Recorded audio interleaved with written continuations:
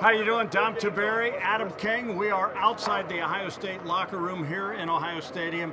The Buckeyes take care of business, beating Marshall 49-14.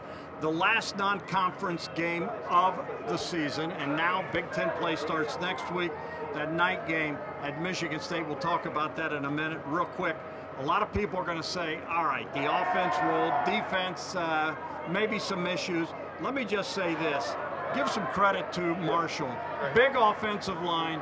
They knew they were going to come in and throw the football. This was the best offense the defense has faced so far this season. It certainly was. I think this proves that the early bye is not ideal.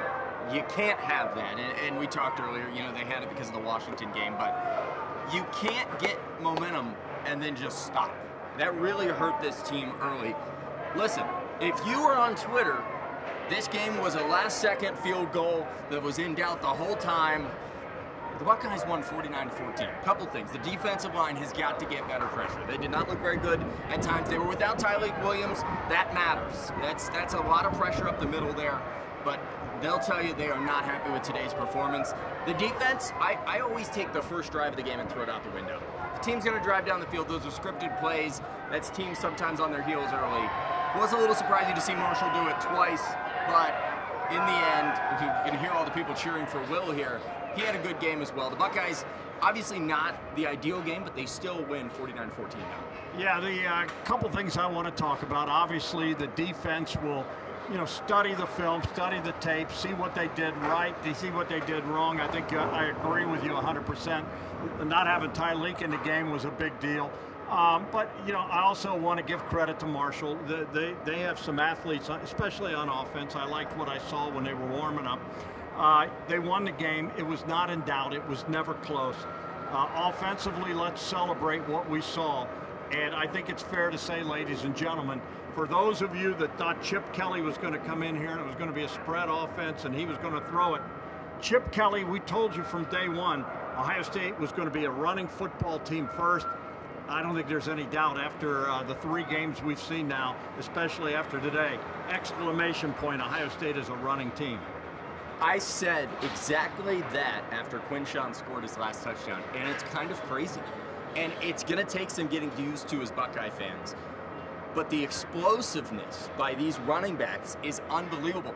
And let's not sleep on the offensive line. Listen, there were so many people that circled the offensive line and said this is going to be a problem.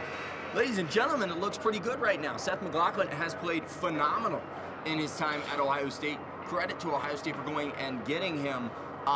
Yeah, there's, the passing game looked, the offense was really good. I think Will, and he said this in the post game, he threw that one interception.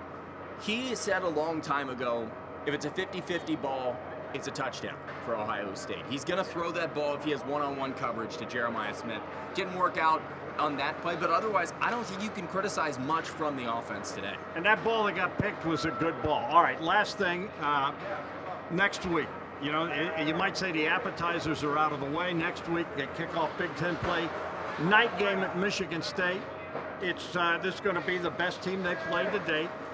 It is not easy to play up there, a night game. Is this team ready for this? 100%. I do think, and no disrespect to Michigan State, I think it's a good starter for the road, right?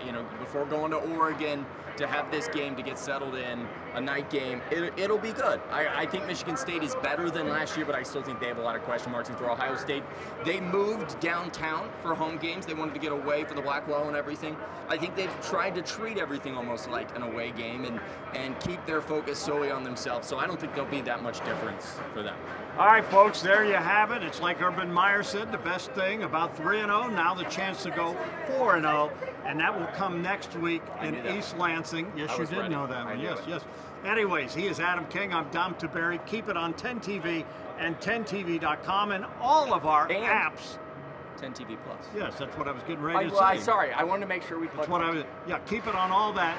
We have you covered 24/7.